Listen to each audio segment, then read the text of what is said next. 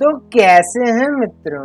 अगर आप भी इन्वेस्टिंग करना चाहते हैं, कर रहे हैं या सोच रहे हैं तो आपको कुछ रूल्स जान लेना बहुत जरूरी है। दोस्तों मुझे 2 साल से ज्यादा का समय हो गया है इन्वेस्टिंग मार्केट में और 2 साल में मेरे साथ ऐसे एक्सपीरियंसेस हुए हैं जो गलती बन चुके हैं। लेकिन हाँ, ये ऐसा मार्केट है जहाँ आपको रिस्क के साथ रिवॉर्ड भी मिलता है। उसके लिए आपको ये 10 नियमों को याद रखना बहुत जरूरी है। तो दोस्तों कॉपी और पेन उठाओ और छापना चालू कर दो, क्योंकि ये वीडियो आपको कुछ देकर ही जाने वाला है, ना कि कुछ लेकर। चलिए दोस्तों, इंतजार किस बात का, रूल नंबर 1 की तरफ बढ़ते हैं, जो कि है आपके पैसों को कोई बीमारी तो नहीं है खर्च होने की। दोस्तों आप इसको फाइनेंशियल हेल्थ भी बोल सकते हैं। तो आप यूँ समझ सकते हैं कि आप अगर आखिरी बार अपने डॉक्टर के पास गए हों तो डॉक्टर ने आपको या तो दवाई दी होगी या तो बोला होगा कि डायग्नोस करा लो। तो यहाँ क्या होता है, हम अपनी हेल्थ को एस्टिमेट करते हैं, यानी जज करते हैं अपनी हेल्थ को।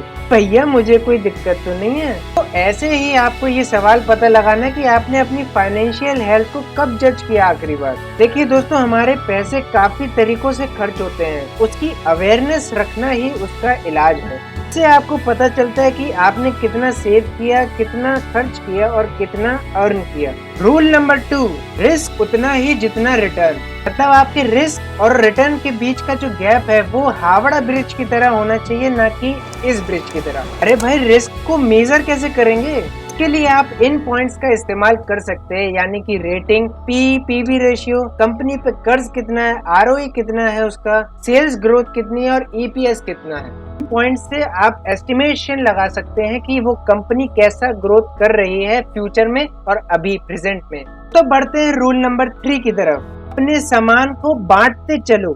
तो क्या आप भी अपने पैसे अलग अलग जेब में रखना पसंद करते हैं या आदत है आपकी? तो भैया बहुत सही आदत है। यही चीज लागू होती है स्टॉक मार्केट पर। स्टॉक मार्केट में भी आपको अलग अलग सामान आपको मिलते हैं और उन सामानों के भी अलग सेक्टर्स होते हैं और उन सेक्टर्स के अंदर भी सारी कंपनियां होती हैं, जैसे stocks, commodities, currency, mutual funds और रियल एस्टेट। ये वो 5 टोकरियां हैं। तो आप अगर 5 जगह पैसे डालेंगे तो बहुत कम प्रोबेबिलिटी रहती है कि एक मार्केट गिरा तो दूसरा भी गिरेगा ही गिरेगा। दोस्तों वॉरेन बफेट ने कहा है, अंडे को ट्रे के एक खाने में नहीं, ट्रे के अलग अलग खानों में रखा जाता है। रूल नंबर 4, उधारी के पैसों से इन्वेस्टिंग नहीं की जाती मेरे दोस्त। बहुत से लोग क्या करते हैं कि किसी से उधार लेकर अपने स्टॉक मार्केट में पैसे लगा देते हैं, उसके बाद अगर स्टॉक मार्केट गिरता है तो वो भी पैरों के नीचे गिर जाते हैं। मेरे मित्रों, कोशिश कीजिए कि आप बिना किसी उधार के स्टॉक मार्केट में इन्वेस्ट करें,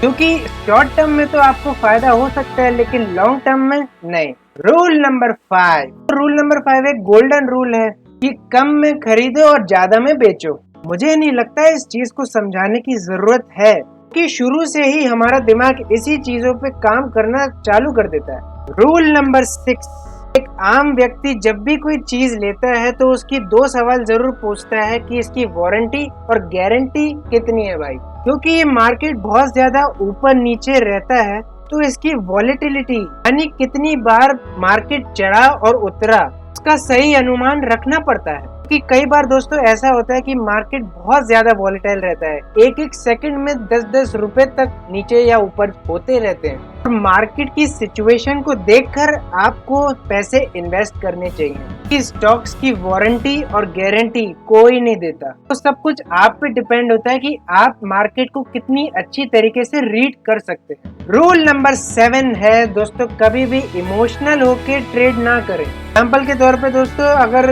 ये कोलगेट मैं बचपन से यूज करता हूँ तो मैं इसी पे इन्वेस्ट करूंगा, या आपका कोई नजदीकी दोस्त कहता है कि इस स्टॉक में आपको इन्वेस्ट करना चाहिए, नहीं, वो आपके ऊपर होगा कि आप किस स्टॉक में इन्वेस्ट करते हैं। इमोशनल होके नहीं, इंटेलिजेंट बन के आपको स्टॉक खरीदने चाहिए कि कौन सा, क्यों, कब, कैसे, ये सब के जवाब मिलने के बाद ही आपको इन्वेस्ट करना चाहिए। तो बाकी बचे 3 रूल से पहले मैं आपको बता दूं, अगर आपको वीडियो पसंद आ रहा है तो प्लीज लाइक जरूर कर दें। देखिए 3 रूल्स दोस्तों थोड़े साइकोलॉजिकल रूल। रूल नंबर 8, आपको अगर कोई कंपनी का बिजनेस या उसका मार्केट समझ में आता है तभी उसमें इन्वेस्ट करें। कि आपने अगर ऐसे बिजनेस में इन्वेस्ट कर दिया जो आपको समझ में नहीं आता तो आप करोड़ से गांधी रोड पे आ जाएंगे, भी बिना रिक्शा के।